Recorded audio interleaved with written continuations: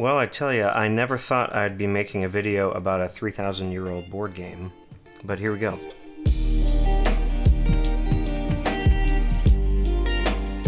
There's this ancient Chinese board game that has taught me a lot about humility and letting go and being present in the moment. That's what we're going to talk about today. So have you ever heard of the game called Go? Or if you're in Japan, it's Ego. And if you're in China, it's Weiqi. It's this very simple game that is played on a flat board where there are these black lines that go left to right and up and down so that they crisscross into each other. And you place these black stones or white stones on the intersections. The general technique, it's not random, but it's to create these kind of walls that encircle territory, and ultimately you win by just owning more of the board than your opponent. And this is where the life lessons kind of start. When you start playing this game, there's this wide open field in front of you. It's this sort of limitless possibility sort of thing. It's very Buddhist, and so a lot of the writings from the masters through the centuries kind of come from a Buddhist tradition. But I tell you, there's a lot that strikes a chord with me as a Christian and the lessons that I've learned through my holy scriptures. Things like humility, things like a denying of self and ego in order to help others and be compassionate. The crux of what fascinates me about this game, it's a bit of a paradox. The game of Go, like life, like faith, can be easily described in so many words and sentences, but that doesn't do its justice. God, the higher power, and his interaction with us in our lives can be easily described in very broad terms. The Christian gospel is eminently understandable, but it doesn't stop there. It's infinitely complex. God is both supremely easy to access, but infinitely unknowable in his scale and capabilities. But back to the game. There's this aesthetic attraction to the game. These players just want to create interesting patterns and games. It's kind of like jazz, where you don't come into it with an agenda. You simply riff off of each other, and in the end, you end up with this piece. But the magic of it is in the dance between the players. It kind of makes sense. And it's kind of neat and it's kind of beautiful. When people first start learning this game, there are some typical habits. And one of them is new players get too fixated on trying to establish a certain pattern on the board. To use the jazz analogy, they're not improvising with the group, they're just forcing their own melodies and forcing their own stuff and overriding everybody else. There's not a give and take there. In Go, that usually means that the other player is going to surround them, cut them off, and beat them handily.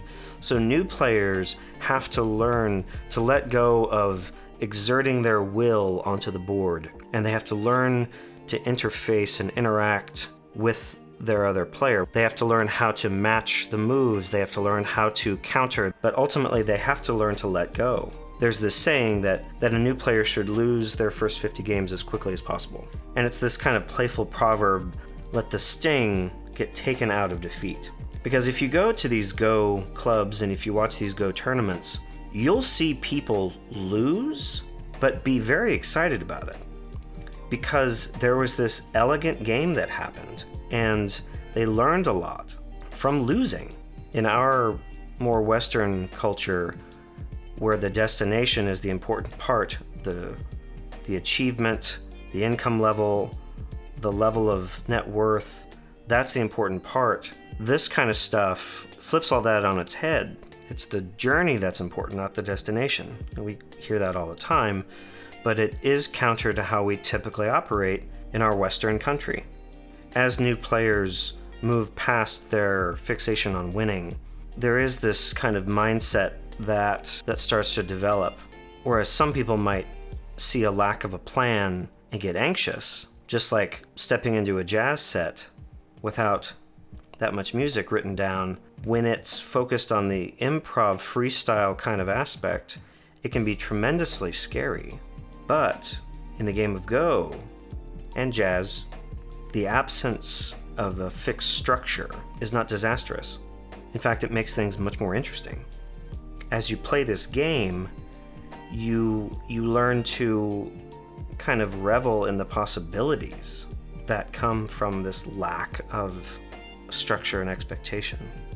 You don't necessarily despair that there's not marching orders for every second of the day. It's exhilarating not to be tied down and confined to just a rote set script for the entirety of our lives. There's a lot of value in protocol and rules and 401ks and all that kind of stuff. I'm not trying to dig on that. But when you're looking at the intense amount of possibilities that an empty board can give you, it can be overwhelming if you have this very focused expectation of what that board is going to look like in 100 moves. But that shouldn't be our mindset. Our mindset should simply be to play and counterplay. I just think it's interesting how this game of not attachment, this game that tries to teach you to just breathe and not expect to win or hope to win, it just speaks to me as I toil and worry and freak out and I read my scriptures. There's just so many passages in the Christian scriptures that talk about, like the bumper sticker says, let go and let God. And I've struggled in the past with what exactly that meant. Do I just drift through life? Do I just step out without looking both ways on the street, just hoping I'll be okay? But when I look through the lens of a game like Go, and I see that there's a God that's wanting to play with me and teach me as we go, and he allows me to kind of riff a little bit and play a bit, I don't know, it kind of makes more sense, because in the end there will be this interesting pattern that could bring other people joy in seeing the pattern of the life lived. But yeah, I never thought I would get inspiration for life from a 19 by 19 grid, but there we are. Life lessons from a 3,000-year-old board game. So if this did anything for you, if it triggered any light bulbs in your own mind, I have no idea. Have to just live by the spirit on this one. Hit that like button, and thanks for being here.